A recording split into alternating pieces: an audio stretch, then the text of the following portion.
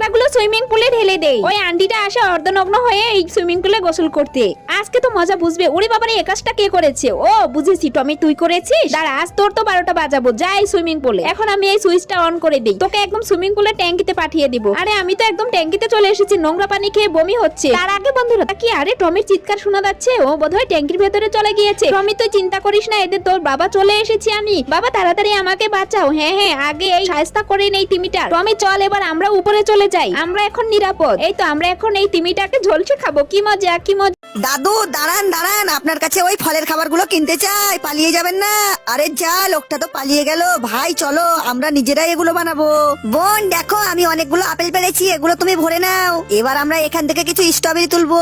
ভাই অনেকগুলো হয়েছে, চলো আমরা এবার বাড়িতে যাই। আরে টিনা, বিল্লু, তোমরা কোথায় যাচ্ছ এগুলো নিয়ে? আমরা এই লজেন্স দিয়ে অনেক কিছু তৈরি করব, তুমি জেলে চলো। আমি তাহলে তোমাদেরকে এগুলো বানিয়ে দেবো। আমি তো রকেটের মতো খাবার তৈরি করেছি, এটা অনেক সুন্দর।